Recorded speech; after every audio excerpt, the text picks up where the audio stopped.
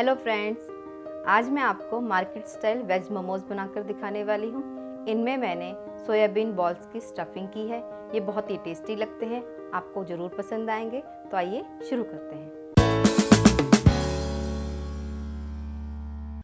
मोमोज बनाने के लिए चाहिए 1 बाउल सोयाबीन, 1 चम्मच बारीक कटा हुआ लहसुन, 2 चम्मच रिफाइंड ऑयल, 1 चम्मच सोया सॉस, आधा चम्मच अदरक कसी हुई, आधा चम्मच काली मिर्च पाउडर, 150 ग्राम मैदा, 1 प्याज बारीक कटा हुआ, आधा चम्मच नमक, आधा चम्मच सिरका।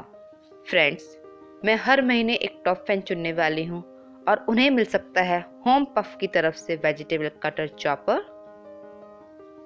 दोस्तों, मैंने यहाँ पर मोटी वाली सोयाबीन ली है, आप चाहे तो बारीक वाली सोयाबीन भी ले सकते हैं। अब हम इसमें 1 गिलास के करीब हल्का गर्म पानी डाल देंगे और इसे 15-20 मिनट के लिए भीगने देंगे। जब तक सोयाबीन भीग रही है, हम मैदा गूंथ लेते हैं। मैं यहाँ पर कोई मोयन और ना ही नमक डाल रही हूँ, हमें इसे ऐसे ही गूंथना है। अब हम इसमें थोड़ा थोड़ा पानी डालकर मैदा गूंथ लेंगे।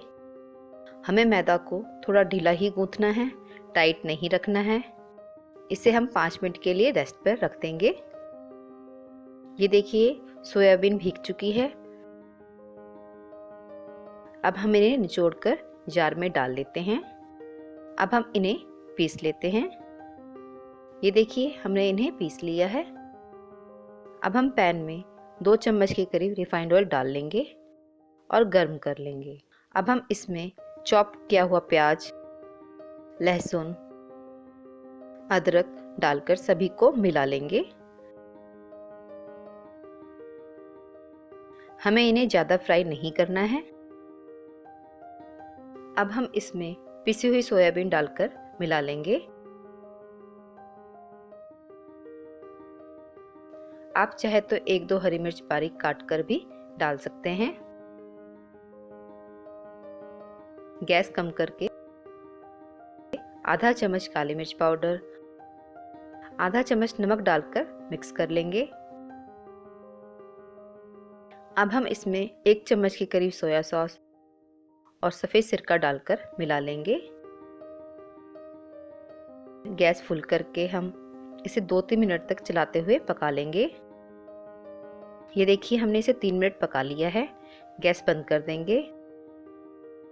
मोमोज की स्टफिंग तैयार है। अब हम स्टफिंग को बाउल में निकाल लेते हैं। हमने यहाँ पर मैदा गूंथ कर तैयार कर ली है और यहाँ पर हमने थोड़ी सूखी मैदा ली है और ये मोमोज भरने के लिए स्टफिंग तैयार है। आइए अब हम मोमोज बनाना शुरू करते हैं। थोड़ी सी मैदा लेकर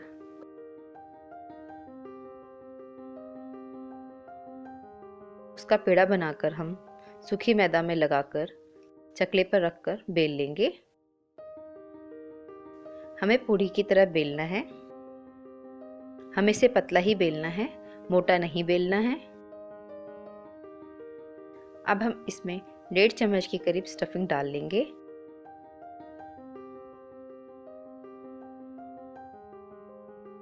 और इस तरह से जॉइंट के ऊपर दूसरा जॉइंट बनाते हुए इसे पोटली की शेप दे देंगे।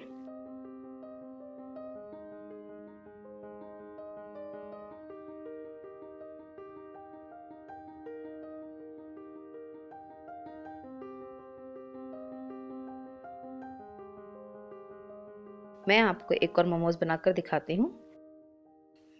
पूरी बेलकर इसमें स्टफिंग भरकर इस तरह एक प्लेट बना लेंगे और उसके ऊपर दूसरी प्लेट बनाते हुए हम इसे पोटली की शेप में बना लेंगे।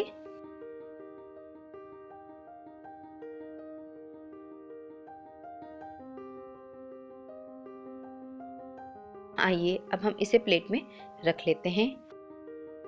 ये देखिए, हमने सारे मोमोज बनाकर तैयार कर लिए हैं। अब हम इन्हें स्टीम में रख लेते हैं। गैस ऑन कर लेते हैं। अब हम इसमें 2-3 गिलास पानी डाल लेंगे और इसे उबाल लेंगे। मैं यहाँ पर इस तरह की कढ़ाई यूज़ कर रही हूँ।